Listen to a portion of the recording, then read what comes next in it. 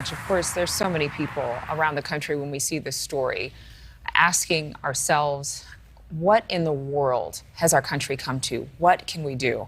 Only Morning in America takes you and your questions straight to the people who have answers. Let's bring in school safety and security expert Ken Trump.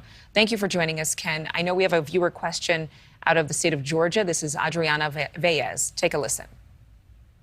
What would be the first thing you would do to make sure all schools are secure from active shooters? What is the answer? Because clearly there seems to be a finger pointed at the police and law enforcement, but there are also school strategies and procedures, some of which were not actually being implemented. The first and best line of defense is a well-trained, highly alert staff and student body. Focus on human factors. I work as an expert witness on civil litigation and on the nation's highest profile school shootings after the fact, as well as other types of crimes and violence. And while the facts and merits of every case vary, the failures alleged involve failures of people, policies, procedures, training, human factors, and we're spending more time on security theater, target hardening, throwing up cameras, visible, tangible things to appease people to make them feel emotionally secure, when that investment may not prove out to be worth the dollars spent for it when you're not training the people behind that technology. Security technology is only as good as the weakest human link behind it. And you know, one thing that's basic, the doors could not be locked from the inside. It's just, in fact, and I'm not trying to call out the school in Uvalde. This is something we're seeing all across the country. 1 in 4 public schools lack a feature of doors being able to be locked from the inside, according to a survey conducted a couple of years ago by the National Center on Education Statistics. Why in the world would this not be put in place nationwide? I've been doing school security and emergency planning assessments for more than 3 decades. And what we find, whether we're talking about the oldest school building that has a lot of physical structural challenges to some of the newest buildings in the country, is that it again goes back to the people. We've looked at cases where the perimeter doors have been physically secured.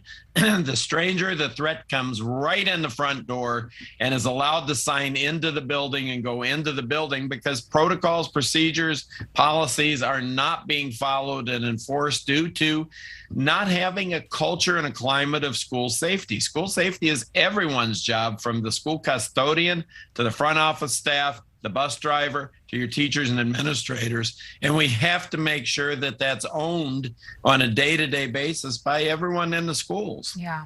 Wow. Some of our most vulnerable locations around the country appears to be school campuses. Let's listen to Adriana's next question. Are there any advanced technology systems which can detect active shooter threats before they gain access into a school? What do you think? There are tons of vendors who are sending me emails every day. We're independent, not product affiliated. We don't endorse and promote products. And I can tell you that if you look at Uvalde, they had an app to alert for lockdowns.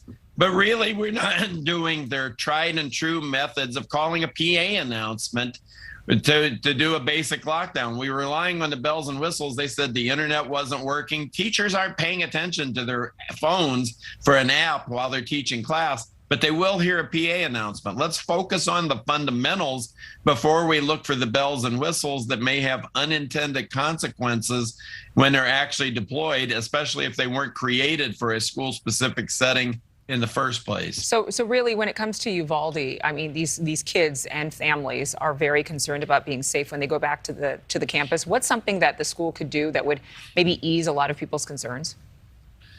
I think we're going to have a lot of communications and reassurance. We're seeing schools and police across the country, because of Uvalde, reassuring their parents and school communities. And many schools and law enforcement are doing the right thing.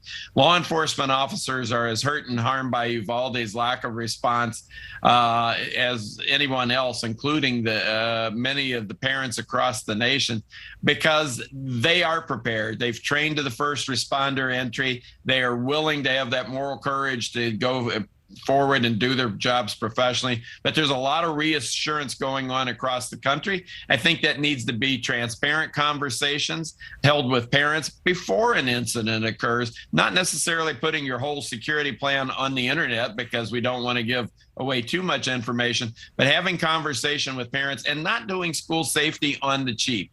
I get lots of requests after an incident like this to do work, and then they'll say, do you have any wiggle room? We don't want to spend, we'll spend more money for curriculum audits than we will security audits. And unless you can say school safety is a priority in your rhetoric, but if it's not in your budget and your time, it's just rhetoric. Ken Trump, thank you very much for being with us. And thank you to Adriana, our viewer, for asking those questions. You can send your questions to us at newsnationnow.com/answers for America. We'll answer your questions live. Thank you for watching. Go to newsnationnow.com to find News Nation on your television provider. And don't forget to click the red subscribe button below to get more of News Nation's fact-driven, unbiased coverage.